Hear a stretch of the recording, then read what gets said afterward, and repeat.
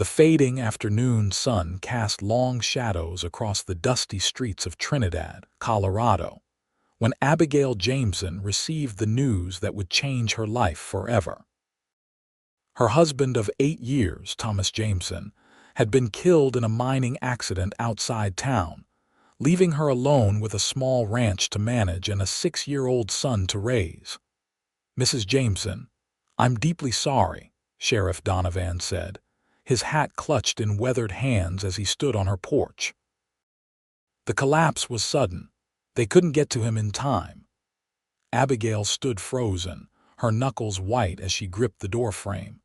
At 26, she had never imagined widowhood, never prepared for the crushing weight that now settled on her chest. Behind her, she could hear her son Elliot playing, blissfully unaware that his father would never return. "Thank you for coming personally, Sheriff," she managed, her voice surprisingly steady despite the trembling in her limbs. It was April 1878, and spring had barely begun to touch the rugged landscape surrounding Trinidad. As the sheriff departed with a respectful nod, Abigail closed the door and leaned against it, fighting to keep her composure. How would she tell Elliot? How would she manage the ranch? Thomas had handled everything: the finances, the decisions, the future. The burial took place 2 days later under a crisp blue sky that seemed cruelly indifferent to Abigail's suffering. Neighbors and townspeople came to pay their respects, offering condolences and promises of help that Abigail knew would fade as time passed. Trinidad was a bustling frontier town, but people had their own struggles, their own lives to manage. It was Mrs.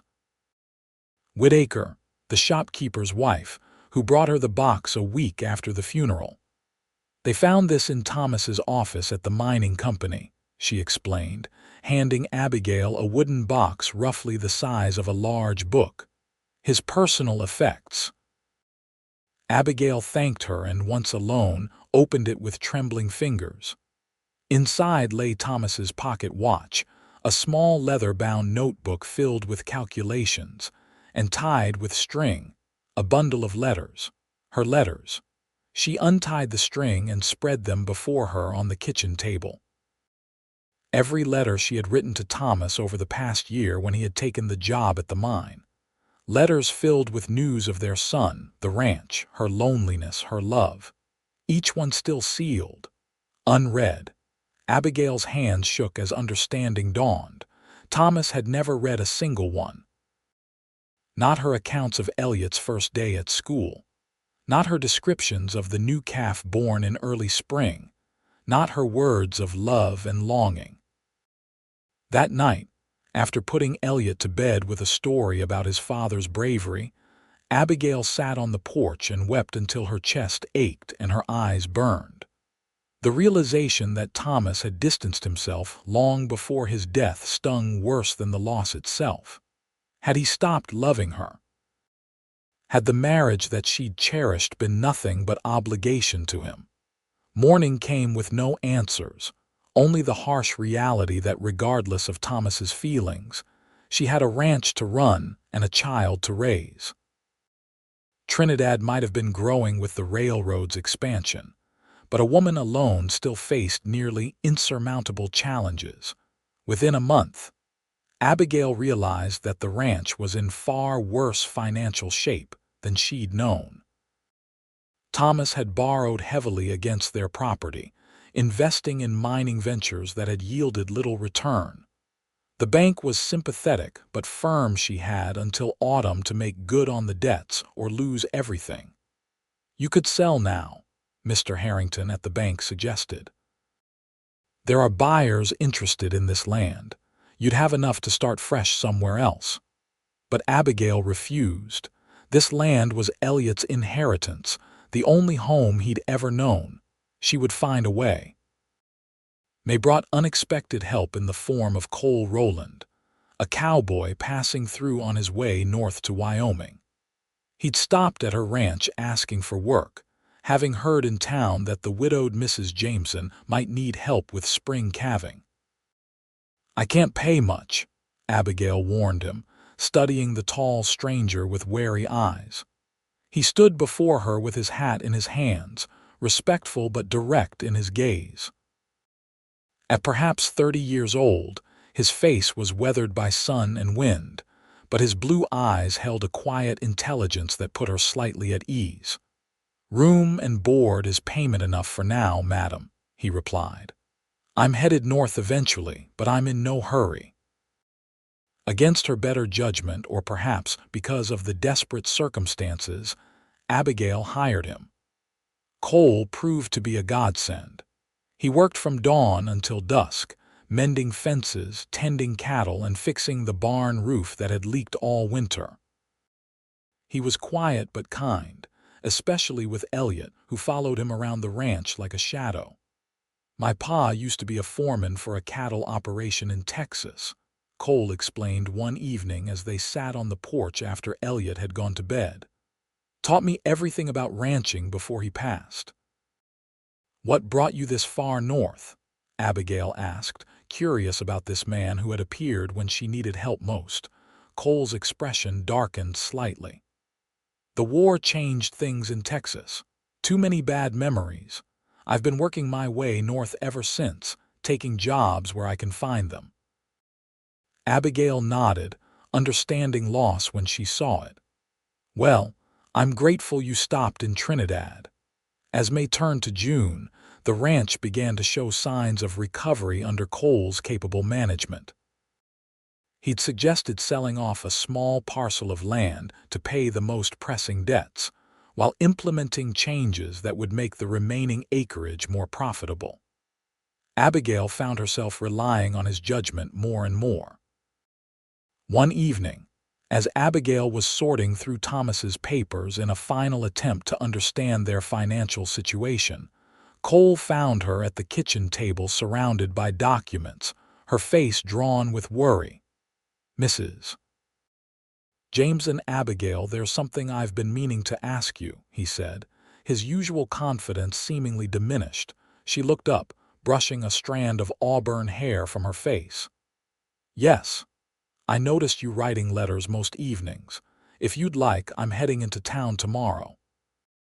I could post them for you." Abigail felt heat rise to her cheeks. He'd seen her writing.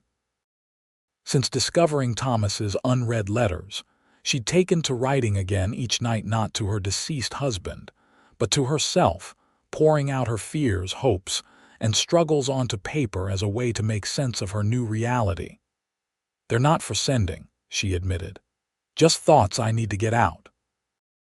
Cole nodded, then surprised her by saying, "I understand. After my mother died, my father wrote to her every day for a year, said it helped him feel less alone." The simple understanding in his words brought unexpected tears to Abigail's eyes. "Thomas never read my letters," she confessed suddenly, the words spilling out before she could stop them. "I found them after he died, still sealed." Cole's expression shifted from surprise to something deeper, anger perhaps, on her behalf.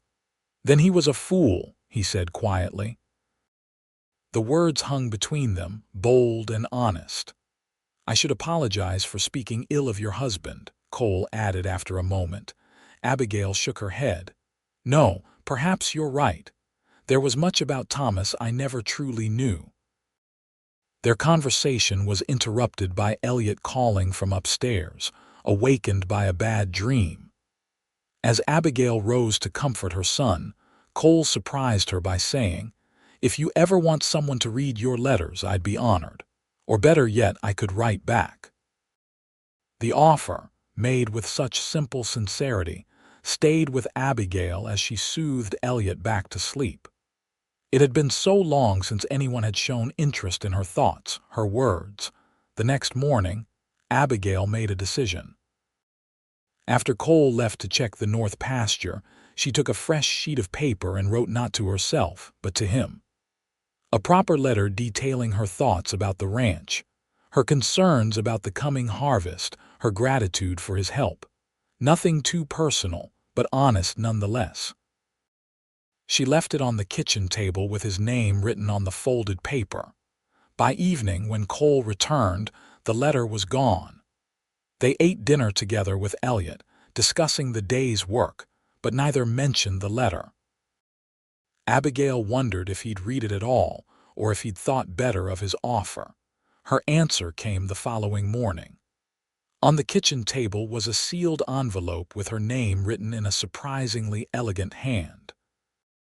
Inside was a letter from Cole, a real letter, 2 pages long, responding to her concerns with thoughtful advice about the ranch, but also sharing stories of his own travels, his observations about Trinidad and its people, even a funny anecdote about a stubborn mule he'd once owned. It ended simply, "If you wish to continue this correspondence, I'll write you every day. Even though we share the same roof, sometimes it's easier to say things on paper than face to face. Respectfully, yours, Cole." And so began their unusual arrangement. Each day, they would exchange letters, Abigail writing in the evening after Elliot was asleep, Cole responding by morning. They maintained their normal interactions during the day, working side by side to save the ranch, but through their letters, a deeper connection formed. Abigail wrote of her marriage to Thomas, how they'd met when she was just 17, and he was an ambitious 22-year-old with dreams of building an empire in the West. She confessed her loneliness during the final years when Thomas grew increasingly distant, spending more time at the mines than at home. Cole, in turn, revealed his own past his service in the Confederate Army, a decision he'd come to regret, the loss of his family farm after the war, his years drifting from Texas through New Mexico territory, and now into Colorado. He wrote of his dream to someday have land of his own again, a place to put down roots. By July, their daily letters had become longer, more personal. Abigail found herself watching the clock each evening, eager for the moment when Elliot would be asleep, and she could sit down to read Cole's latest letter and compose her response. "You have a glow about you lately," observed Hannah Miller, her closest friend in Trinidad, when Abigail came to town for supplies. "Is the ranch doing better?" "Yes," Abigail replied, not mentioning Cole or their letters. "We've managed to pay off some of the debt, and the summer calves are strong." Hannah studied her with knowing eyes. "And your new ranch hand, Mr. Rowland, isn't it? The whole town's talking about him." Abigail felt herself blush. "He's been invaluable. I couldn't have managed without his help." Hannah murmured. "Just be careful, Abby. People talk, and it's been barely 3 months since Thomas passed." The reminder brought a familiar guilt. Was it disrespectful to Thomas's memory that she looked forward to Cole's letters with such anticipation? That she sometimes found herself watching him as he worked, admiring not just his capability, but the way the sun brought out gold highlights in his brown hair. That night, Abigail's letter to Cole was shorter than usual. She mentioned the ranch business, Elliot's progress with his reading, but avoided the personal reflections that had become a feature of their correspondence. Cole noticed immediately. His response the next morning was direct. "I sense a change in your words. If I've overstepped or made you uncomfortable in any way, please tell me. The last thing I want is to add to your burdens." Abigail stared at his letter, feeling a complex mix of emotions. In the 3 months since Thomas's death, Cole had become essential not just to the ranch's survival, but to her own sense of hope for the future. Yet Hannah's warning echoed in her mind. She decided honesty was the only way forward. That evening she wrote, "Dear Cole, I was reminded yesterday that it has been only a short time since I became a widow, and that our arrangement, these letters, your presence here might seem inappropriate to others. I find myself torn between what society expects of me as a grieving widow and what my heart tells me is right. The truth is, these letters have become precious to me. Your words have helped me through the darkest period of my life. But I worry about Elliot, about the ranch, about what people in town might say. Perhaps we should end this correspondence, at least for now. Yours, Abigail. She left the letter on the table and went to bed with a heavy heart, certain that she was doing the right thing but feeling the loss already. Morning brought no response from Cole. The letter was gone from the table, but no envelope had replaced it. Abigail went about her day with a hollow feeling in her chest, avoiding Cole's eyes when their paths crossed in the barn or at the corral. That evening, instead of finding a letter waiting for her, she found Cole himself sitting at the kitchen table after Elliot had gone to bed. "I thought we should talk face to face," he said, his expression serious. "May I?" Abigail nodded, taking the seat opposite him. "I understand your concerns," Cole began, "and I respect them. If you want me to leave—" "No," Abigail interrupted, surprising herself with the vehemence in her voice. "That's not what I want at all." "What do you want, Abigail?" Cole asked quietly. The direct question caught her off guard. What did she want? Safety and security for Elliot, certainly. The ranch saved from creditors, but beyond that. "I want to stop feeling guilty for being alive when Thomas isn't," she admitted. "For discovering that my husband had emotionally abandoned me long before his death. For finding comfort in your words, in your presence." Cole listened intently, his blue eyes never leaving her face. "There's no shame in any of that," he said when she'd finished. "Grief isn't simple, neither is moving forward." "The town will talk," Abigail said. "They'll say it's too soon, that I'm disrespecting Thomas's memory." "And what does your heart say?" The question hung between them, bold and challenging. Abigail took a deep breath. "My heart says that life is too short and too uncertain to deny genuine connection when it appears," she said finally. "My heart says that Thomas made his choice when he set my letters aside unread, and that I deserve someone who values my words, my thoughts." A slow smile spread across Cole's face. "Then I'll keep writing if you'll let me, every day, and as for the town, let them talk. We know the truth of what's between us." What exactly was between them, Abigail wasn't quite ready to name, but as Cole bid her good night and left her to her thoughts, she felt lighter than she had in months. She took out paper and pen and began to write.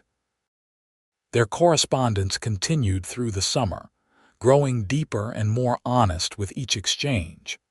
Through his letters, Abigail came to know Cole as a man of principle and integrity, someone who'd made mistakes but had learned from them, who approached life with a quiet determination she admired. For his part, Cole's letters revealed his growing admiration for Abigail's resilience, her devotion to Elliot, her unwillingness to surrender the ranch despite overwhelming odds. He wrote of watching her face light up when she laughed, how her strength inspired him to be a better man. By August, the ranch's situation had improved enough that Abigail could see a path to keeping it. Cole had introduced her to cattle buyers from Denver who offered fair prices, and his knowledge of breeding stock helped her make decisions that would improve their herd for years to come. Elliot, too, had thrived with Cole's influence. The boy who had been subdued and confused after his father's death now ran eagerly to help with chores, proudly showing off the riding skills Cole had patiently taught him. One evening, Abigail overheard her son ask Cole if he was going to be his new father. Cole's response was careful but kind.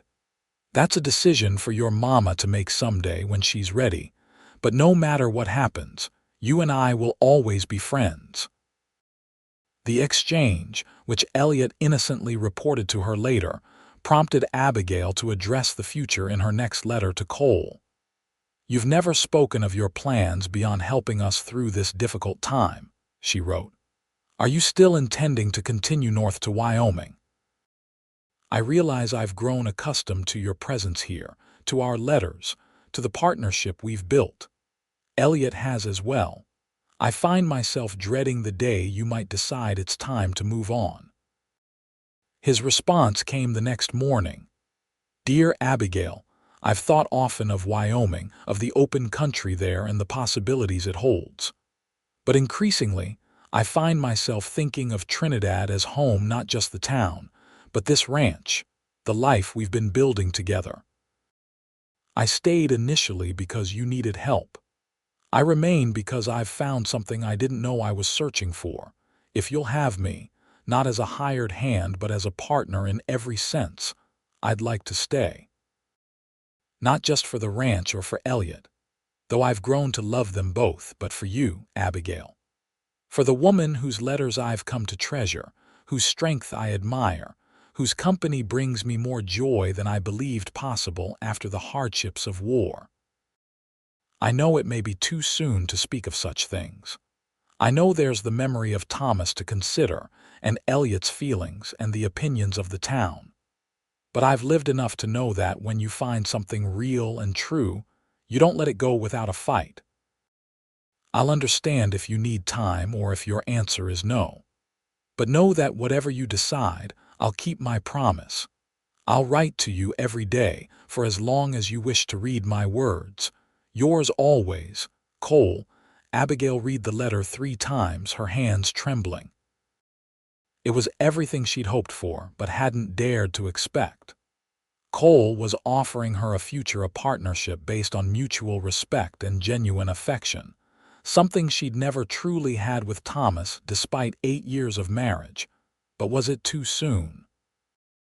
Would accepting mean dishonoring Thomas's memory? As she went about her chores that day, Abigail wrestled with these questions, watching Cole interact with Elliot, seeing the gentle guidance he offered, the patience he showed. That evening, after putting Elliot to bed, Abigail found Cole on the porch, watching the sunset paint the distant mountains in shades of gold and purple. "I read your letter," she said, joining him.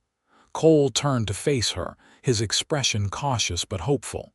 "And I need to be certain about something," Abigail said, gathering her courage. "Is this what's between us? Is it real? Or is it the circumstances, the shared work, the intimacy of our letters?" Cole considered her question with the thoughtfulness she'd come to expect from him.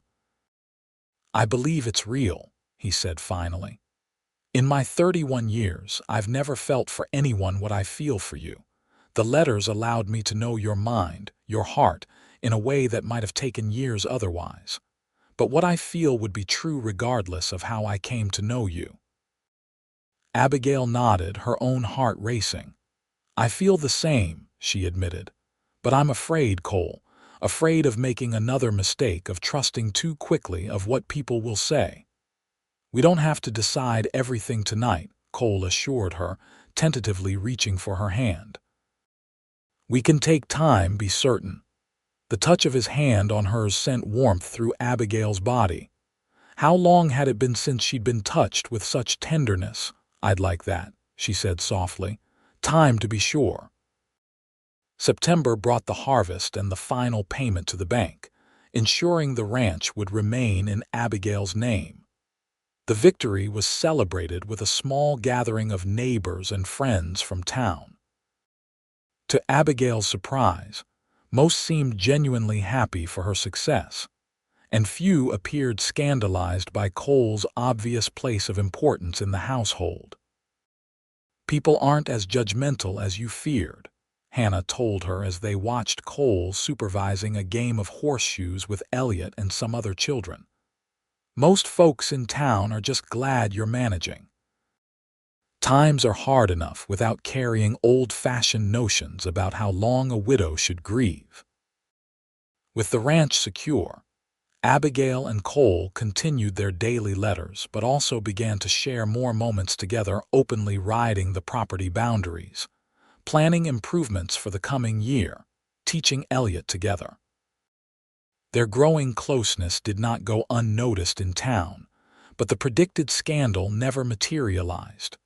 Trinidad was changing, growing with the railroad's influence, becoming more open-minded than Abigail had given it credit for. By October, their letters had evolved into love letters in earnest. Cole wrote of his dreams for their future, his desire to adopt Elliot legally if Abigail would have him as a husband. Abigail, in turn, confessed her deepening feelings, her gratitude for his patience, her hope for a marriage based on partnership and mutual respect rather than the inequality she'd known with Thomas. The first frost of autumn had just touched the valley when Cole proposed properly, not in a letter but on a ridge overlooking the ranch with Elliot as a witness. "I love you both," he said simply, kneeling before them.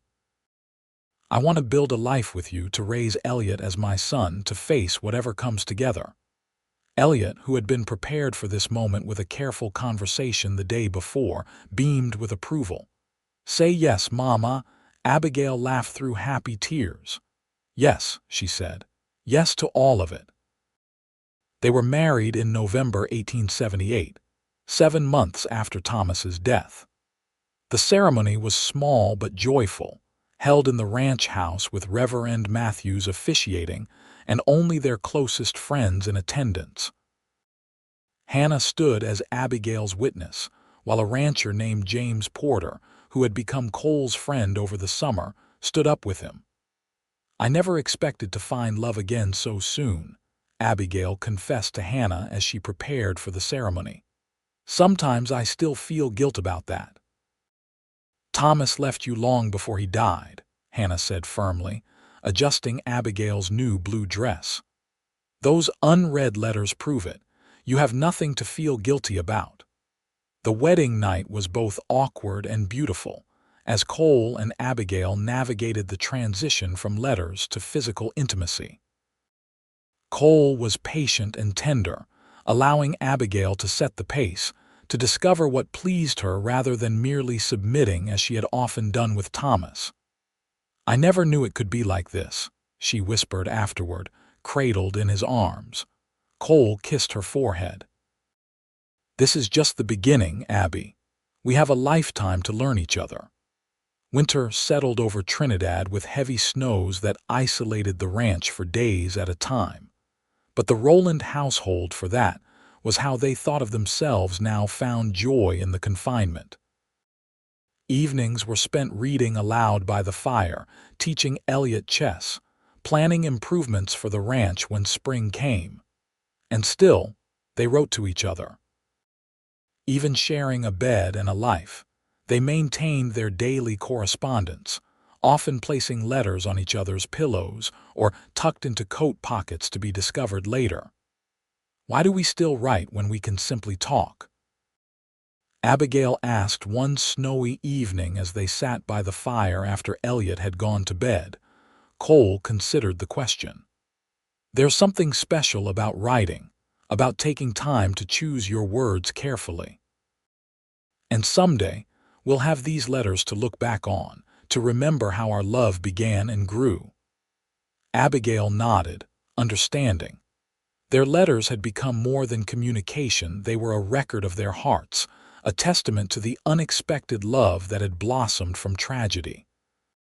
Spring 1879 brought new beginnings to the Rowland Ranch. The cattle thrived under Cole's management, and Abigail discovered she was expecting a child, due in late autumn. Elliot, now 7, was thrilled at the prospect of becoming a big brother and took his new responsibilities seriously, helping Cole with chores beyond his years. "Will you still write me letters when the baby comes?" Abigail asked Cole one night as they lay in bed, his hand resting gently on her still flat stomach. "Every day," he promised, "until we're both too old to hold a pen." Summer passed in a blur of ranch work and preparation for the baby. Cole formally adopted Elliot, a process made easier by the fact that Thomas had no living relatives to contest the arrangement. The boy proudly began introducing himself as Elliot Rowland, taking to his new name with enthusiasm. In September, an unexpected visitor arrived at the ranch, a man named Marcus Webb, who introduced himself as Thomas's former business partner. "I've been out of the country," he explained, standing awkwardly in the parlor. "Just returned to find out about Tom's passing."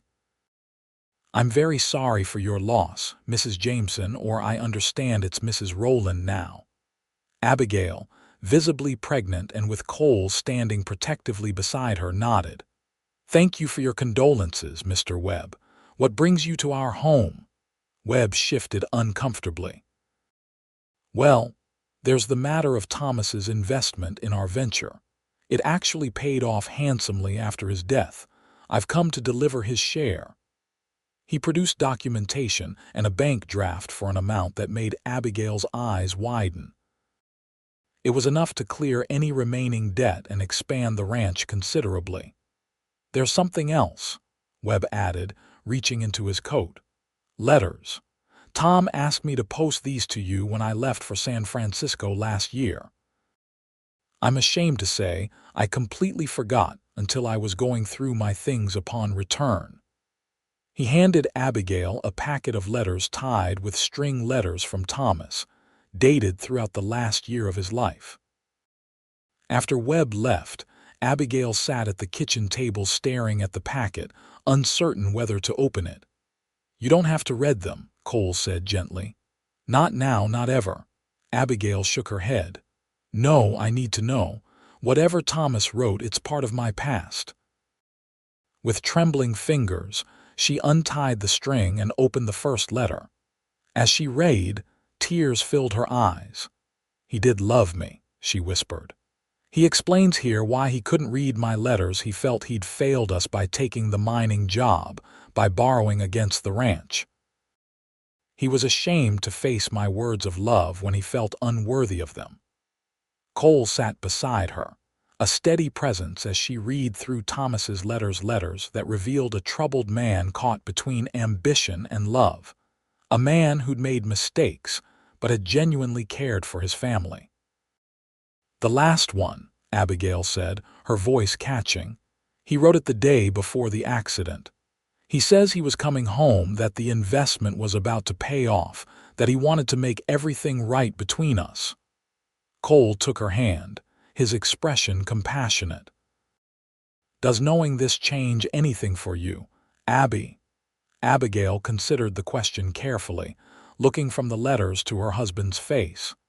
"It gives me peace," she said finally. "To know that Thomas didn't simply stop caring, that he struggled as I did with our distance." "But no, it doesn't change us, Cole. What we've built together is real and true. These letters are the past. You and Elliot and our baby, you're my future." Cole's relief was evident in his smile. "I'm glad Thomas found a way to tell you what was in his heart, even if it came too late for you both." Abigail nodded, carefully retying the letters. "I'll save these for Elliot for when he's older. He deserves to know his father loved him, even if Thomas didn't always show it well." That night, Abigail wrote a final letter to Thomas, not to be sent but as closure for herself. She wrote of forgiveness, of gratitude for the years they'd shared and for Elliot, of her hope that Thomas had found peace. Then she wrote to Cole, pouring out her heart in gratitude for the man who had taught her that love should include being truly seen and heard, whose daily letters had rebuilt her faith in connection. "You came to us when I thought all was lost," she wrote. "You showed me that being understood is the deepest form of love. Whatever the future holds, I will treasure every word we exchange, every day we share." November brought the birth of their daughter, Catherine Rose Rowland, a healthy baby with Cole's blue eyes and a dusting of auburn hair like her mother's. The delivery was difficult, lasting nearly 2 days, but Cole never left Abigail's side, whispering encouragement and love through her pain. "She's perfect," Cole said, tears in his eyes as he held his daughter for the first time. "Just like her mother." Elliot, allowed into the bedroom after the birth, approached his new sister with solemn curiosity that quickly gave way to protective pride. "I'll teach her everything, Mama," he promised. "Just like Cole teaches me." The family settled into a new rhythm with Catherine's arrival. The baby thrived, growing strong through the winter months. Cole proved to be a devoted father to both children, patient with Elliot's endless questions and gentle with Catherine's middle-of-the-night demands. And true to his word, he wrote to Abigail every day. Sometimes the letters were short, just a line or two of appreciation, or a stolen moment of reflection during a busy day. Other times they were pages long, filled with observations about their children, plans for the ranch's future, or simply expressions of love that still made Abigail blush like a young girl. In return, Abigail wrote back faithfully, even on the hardest days when Catherine was fussy and ranch duties overwhelming. Their correspondence became a sacred practice, a daily renewal of the connection that had saved them both. Spring 1880 brought new prosperity to the ranch. The investment funds from Thomas's venture allowed them to purchase adjacent land when it became available, nearly doubling their holdings. Cole's expertise with cattle breeding yielded a stronger herd that commanded premium prices at market. Trinidad itself was changing, growing with the railroad's influence. New businesses opened, bringing more families to the area. Abigail found herself increasingly involved in community matters, particularly the establishment of a proper school to replace the one-room arrangement that had served the town for years. "You've become quite the civic leader," Cole teased one evening, finding her at the kitchen table surrounded by plans for a fundraising event. Abigail smiled up at him. "I never would have had the confidence without you. Your belief in me changed how I see myself." "You were always extraordinary," Cole said, leaning down to kiss her. "I just reminded you of it." Their second anniversary arrived in November 1880, celebrated quietly at home with the children. After Elliot and Catherine were asleep, Cole presented Abigail with a special gift, a beautiful wooden box, handcrafted and lined with velvet. "For our letters," he explained. "Past and future." Inside, Abigail found all the correspondence they had exchanged over the past 2 years, carefully preserved in chronological order. "You kept everyone," she said, touched beyond words. "Of course I did. They're the story of us, Abby. How could I not keep them?" Abigail opened the drawer of her writing desk and removed a similar collection, all of Cole's letters to her, equally treasured.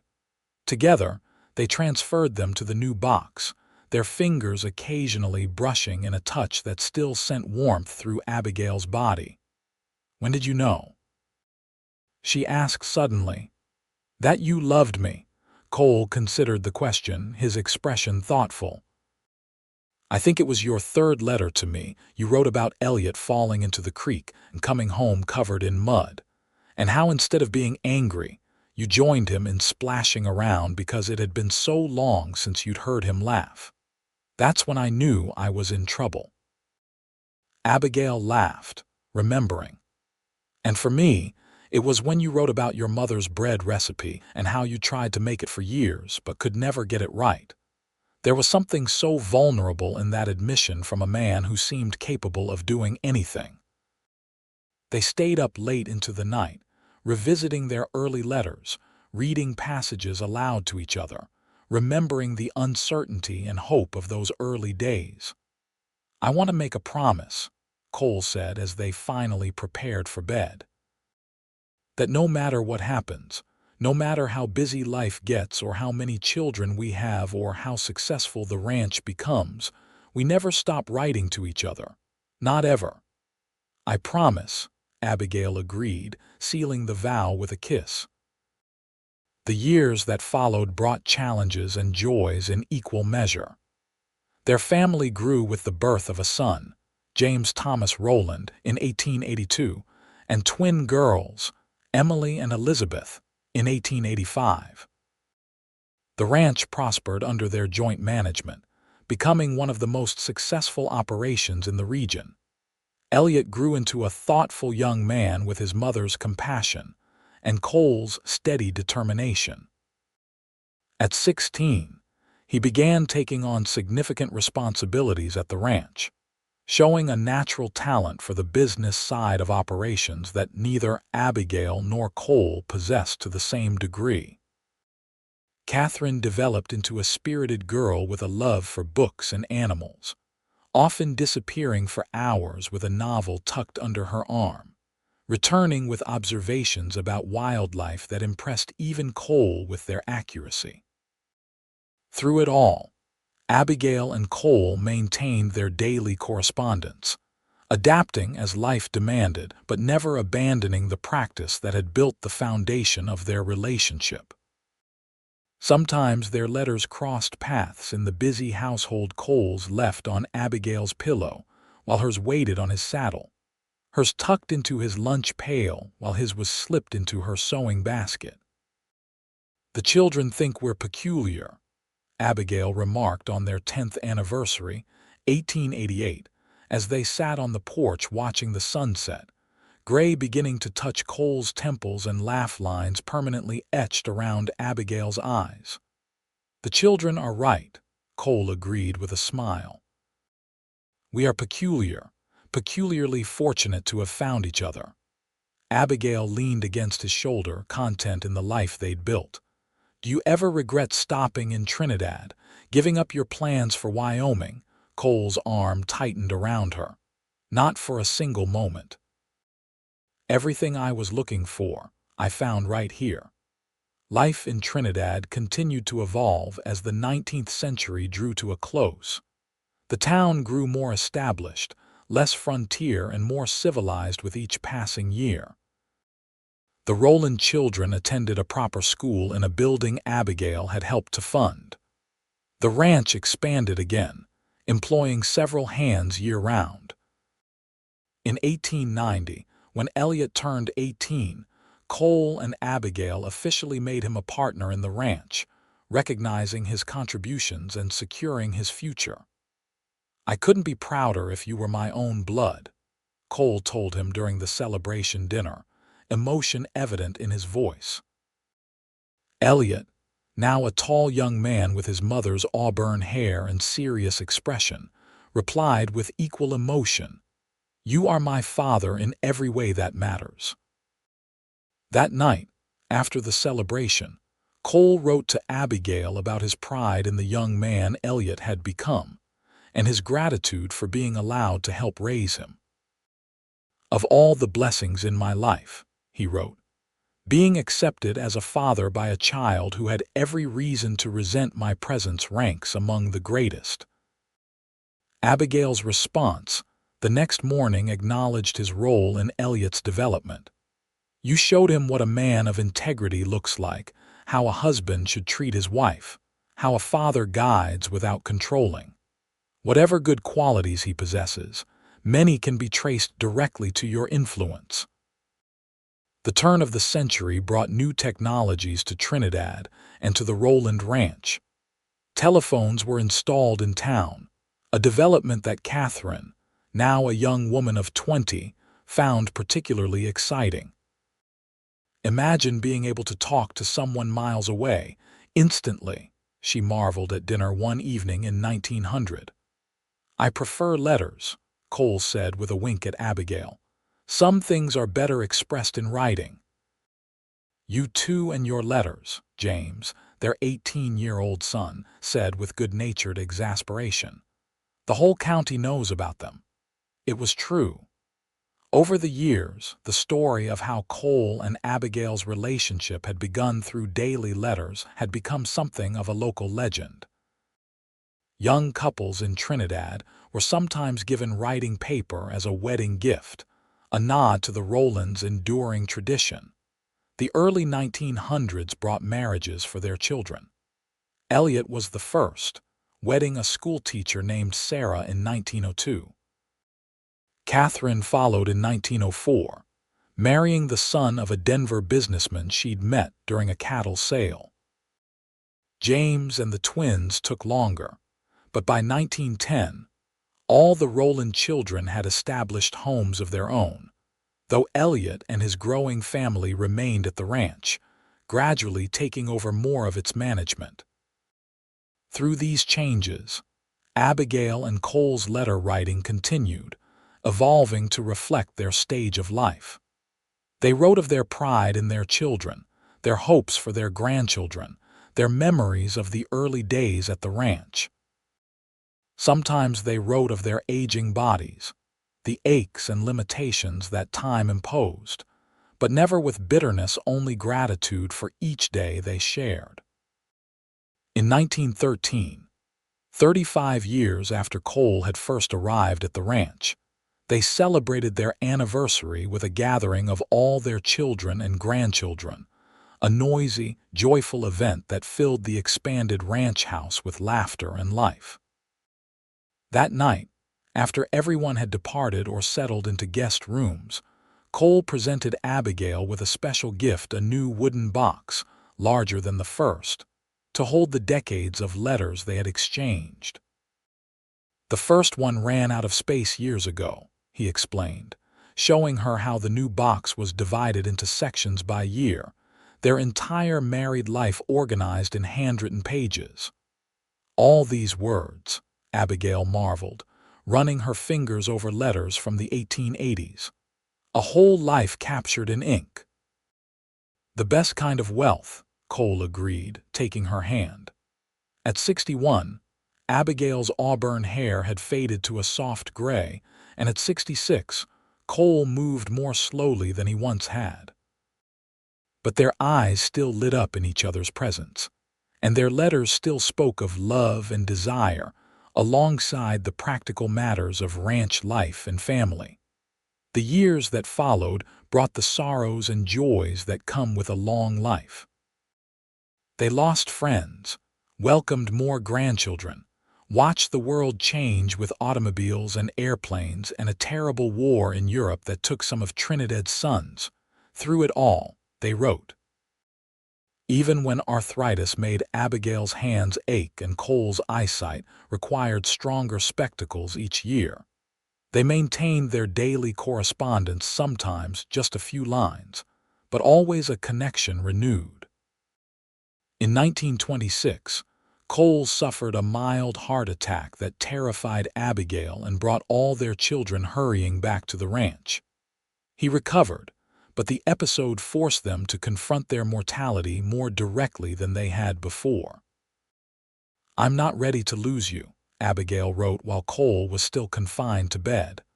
"Not after 48 years, not after everything we've built." His response, penned in a shakier hand than usual, reassured her. "You won't lose me, my love, not really.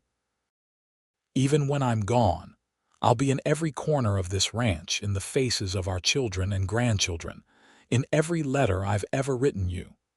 Love like ours doesn't simply disappear." Cole recovered enough to resume most activities, though he finally relinquished the day-to-day management of the ranch entirely to Elliot and James. He and Abigail settled into a quieter routine, enjoying visits from grandchildren and great-grandchildren, watching Trinidad continue to evolve into a modern town far removed from the frontier settlement Abigail had known as a young bride. In November 1928, they celebrated their golden wedding anniversary, 50 years of marriage, of partnership, of daily letters. The celebration was held at the ranch, attended by generations of Rowlands and many Trinidad residents whose lives had been touched by the couple over the decades. As a surprise, their children had collected excerpts from Cole and Abigail's letters over the years, those they were willing to share, and created a bound volume as an anniversary gift. Selections were read aloud during the celebration, charting the course of their extraordinary love story from its unusual beginning to the present day. "From tragedy came the greatest blessing of my life," Cole said, raising a toast to his wife before the assembled guests. "Abigail gave me a home when I was wandering, purpose when I was lost, love when I thought it wasn't meant for me. Every letter I've written her has been, at its heart, a thank you for that gift." Abigail, eyes bright with tears, responded, "And every letter I've written has been, at its heart, a celebration of the man who promised to write me every day and kept that promise through 50 years of changes. Cole taught me what real partnership looks like, what it means to be truly heard and valued. Whatever time we have left, I will spend it grateful for the day he stopped at our gate looking for work." They lived 3 more years in relative health and contentment, watching the world change around them while their own rituals remained constant. The stock market crashed, bringing hardship to many, but the Rowland Ranch, diversified and well managed by the next generation, weathered the economic storm. Cole Rowland passed away peacefully in his sleep in April 1932, at the age of 84. The night before, he had written his final letter to Abigail, placing it on her pillow as had been their custom for decades. She found it in the morning when she realized he was gone, his body still warm beside her.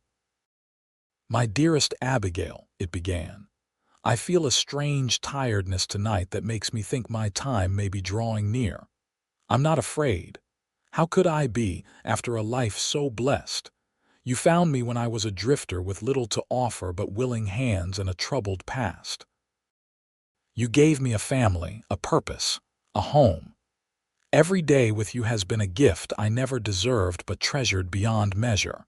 If these are my last words to you, know that loving you has been the greatest privilege of my life. Until we meet again, I remain always yours, Cole." Abigail held the letter to her heart as she called for Elliot, who now lived in the main house with them.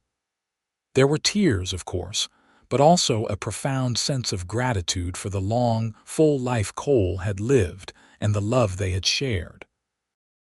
The entire town of Trinidad turned out for Cole Rowland's funeral. He was buried on the ranch land he had helped to build, on a hill overlooking the valley where he and Abigail had created their legacy. After the mourners had departed, Abigail sat alone by the fresh grave, the last letter in her hands. "I will write to you every day," she promised, her voice steady despite her grief. "Just as you wrote to me. Our conversation isn't over, my love," and so she did. Every morning for the next 5 years, Abigail wrote to Cole, telling him about their grandchildren's accomplishments, changes to the ranch, her memories of their life together. She kept the letters in a special box beside the collection of their correspondence, a one-sided conversation that brought her comfort. Abigail Rowland lived until 1937, passing peacefully at the age of 85, surrounded by children, grandchildren, and great-grandchildren. In her final days, she asked Catherine to bring her writing desk to her bedside, and with trembling hands, she penned one last letter to Cole.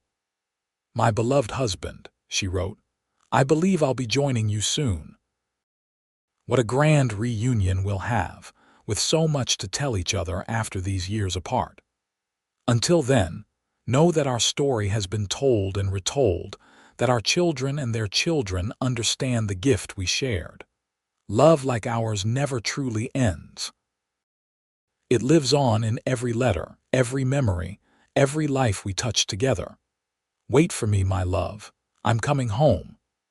After Abigail's death, the boxes of letters became a treasured family heirloom passed down through generations of Rowlands. The ranch remained in family hands, a testament to the foundation Cole and Abigail had built together.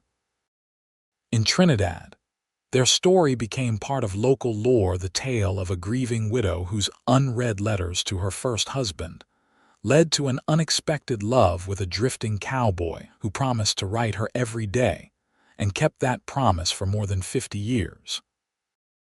Their great-granddaughter, a professor of American history at a Colorado university, eventually edited a selection of the letters for publication in 1978, 100 years after Cole and Abigail's story began. The book, titled Then I'll Write You Every Day, became a quiet bestseller, touching readers with its portrayal of a love built on genuine communication and respect during a time when such partnerships were rare. In the introduction, she wrote, "My great-grandparents' story begins with letters unread and uncherished. It transforms through letters written and treasured daily for over half a century. In an age of instant communication, their dedication to putting thoughts on paper, to taking time with words, stands as a reminder of love's patient nature and the power of being truly heard." The last display in the Trinidad Historical Museum features a single framed letter the first Cole ever wrote to Abigail alongside a faded photograph of them on their 50th anniversary, surrounded by their large family. The caption reads simply, "Cole and Abigail Rowland, whose letters to each other became their legacy, proving that sometimes the greatest love stories begin with a promise kept." And in the Rowland family cemetery on the ranch that still bears their name, Cole and Abigail lie side by side under a shared headstone. Visitors often leave pens or small notebooks as tributes, continuing the tradition of written words that define their extraordinary love.